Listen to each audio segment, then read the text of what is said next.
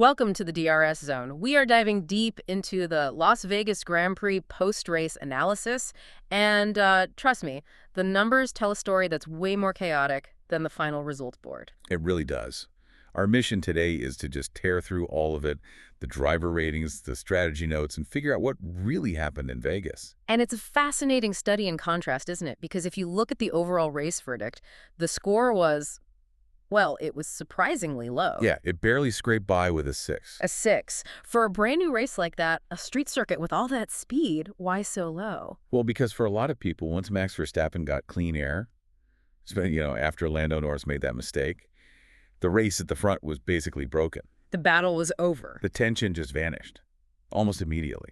And what made it even more frustrating, if you look at the notes, was the radio chatter. Oh, the radio, yeah. You had the teams pushing their drivers, go on, chase down Verstappen, close that gap. But at the same time, At the exact same time, they were demanding this extreme fuel management, forcing them into this non-attacking mode. it's the ultimate handbrake. You can't ask a driver to save fuel and then also expect him to challenge the most dominant car on the grid. Yeah. It doesn't work. Exactly. So that's the narrative we've got to unpack. We're going to look at Max's masterful drive. We'll dissect some brilliant strategy gambles. And of course, we have to talk about that catastrophic start. Let's start at the top, though. The man who made it all look almost pedestrian, Max Verstappen, a near-perfect score of 9. A truly commanding performance. I mean, his victory in terms of his own execution was just flawless. He got the lead when Norris went wide in turn 1. Yeah, And that was it. He just capitalized immediately. from that moment on, it was all about control, all about rhythm. But is it really a 9? I mean, when the race is kind of handed to you by a rival's error and then it's just management, does that warrant a 9? That's a fair point. But you have to look at his own race plan. I mean, he was ruthlessly consistent. In the first stint, he built, what, a 3-second gap over Russell without ever looking stressed? Right. And then in the second stint against Norris, he just extended it 4, 5, 6 seconds. When that Red Bull is in clean air, Max is in a different dimension. So the 9, I think, reflects that clinical, perfect drive. Okay, fair enough. Behind him, we had Lando Norris and George Russell. Both scored an 8, but for very different reasons. Let's start with Lando. Yeah, so Norris, he starts on pole, which is fantastic, but he loses positions right away in that mess at the start. So his whole race becomes a lesson in extreme management.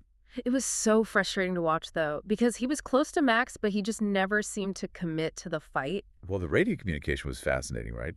When Russell pitted, Norris was only 3 seconds behind Max. It felt like the moment. The moment to push. But he didn't. He actually seemed to drop back, even after he passed Russell later. It was like the team was prioritizing finishing over fighting. A calculated race, then, to maximize points for the constructors' battle. That's exactly right. Contrast that with George Russell, the ultimate point maximizer. Absolutely. Yeah. Turns a P4 start into a P3 finish. He showed just exceptional track awareness. He saw the chaos with Sainz and Norris at the start and just slipped right through. He wasn't the fastest, but he was definitely the most effective. And he did all this while complaining about steering issues all weekend. That, for me, is why he earned that 8. It says so much about his mental toughness. When the car isn't perfect, Russell is still there, Yeah. delivering maximum points. That's a huge advantage for Mercedes. But the real star of the strategy game, Kimi Antonelli, also an 8. This was just a masterclass in risk-taking. Oh, easily the boldest strategy of the day, Mhm. and it paid off beautifully. He was the only driver to start on the soft tire. The only one. That was the key, right? They knew that tire wouldn't last. Exactly. They understood. The problem of this circuit is that DRS train in the midfield. If you get stuck, your race is over. So the softs were for the launch, but the real genius was the pit stop. An incredibly early stop. Lap 3 for the hard compound. Lap 3, I mean, that's unheard of for a planned stop. How did that even work? It was a pure aggressive undercut.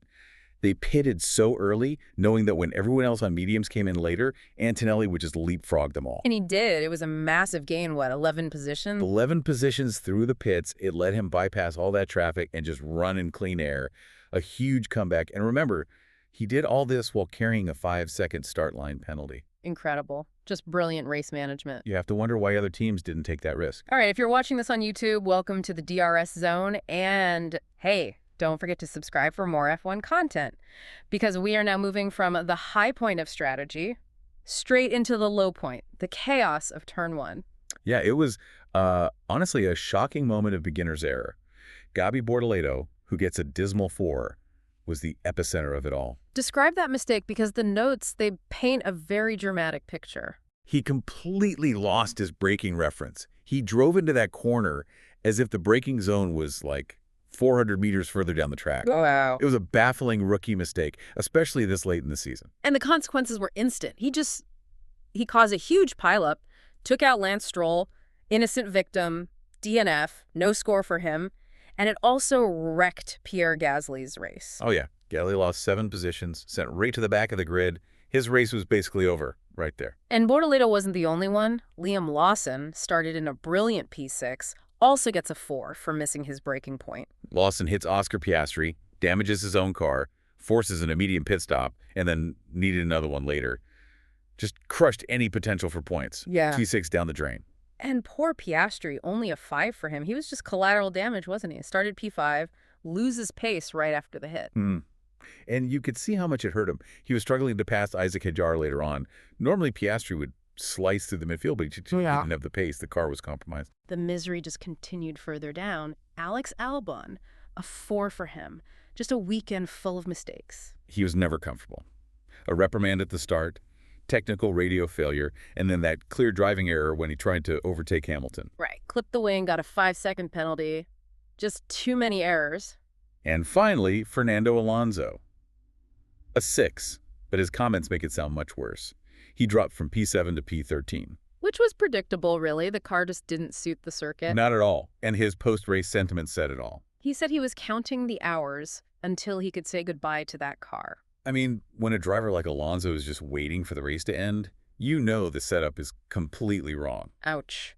Well, let's pivot to the drivers who actually excelled at damage control, the ones who made the hard tire strategy work. Let's call them the hard tire heroes. Nico Hülkenberg is top of that list with a 7. That long-run strategy was perfect for him. First driver on the grid with hards, and he made that first stint last for a massive 30 laps. 30 laps, that let him get up to P4 at one point. And then, when he finally rejoined, he was P9, right ahead of Hamilton. That's converting longevity into track position. And speaking of Hamilton, a 7 for him too. Superb recovery drive. Started P19, finished P10, gained 9 positions. He basically mirrored Hülkenberg's strategy, didn't he? 29 laps on the hard compound. Yeah, but his recovery was all about aggression off the line. Passed 4 cars in the first lap alone, and then picked off Ocon and Berman later. Great stuff. Elsewhere, Charles Leclerc, strong damage minimization, P9 to P6 for a 7. His first stint was the key there. He showed fantastic pace and made some really crucial overtakes on Alonso, Berman, Piastri that kept him in the mix. We have to talk about Carlos Sainz. An 8, despite finishing P7 after starting P3.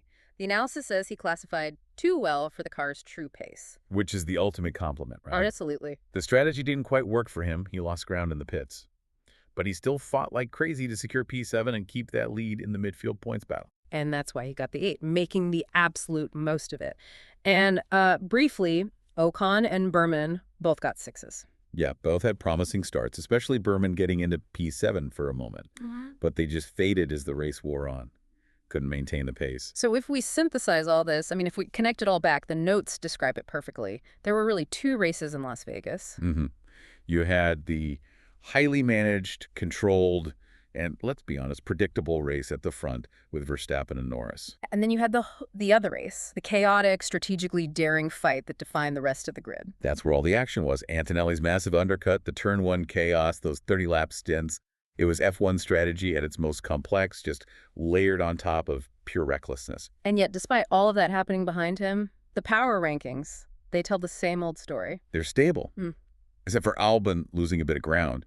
And Verstappen still dominates with an 8 for the season versus Norris's 7.5. His performance was just perfect. A driver on another level, and that raises a really important question for you, the listener, as we wrap this up. Given the overwhelming predictability of Verstappen's victory, does the excitement of strategy gambits like Antonelli's or the pure unfiltered chaos of the first lap become more important for your enjoyment of F1? Or does Max's sheer untouchable dominance just overshadow all the brilliant unpredictability happening behind him? Something to think about. That's everything we had from the Las Vegas Grand Prix. Thanks for joining us on this deep dive. Remember to subscribe and follow DRS Zone for more in-depth F1 analysis as the season wraps up. We'll catch you next time.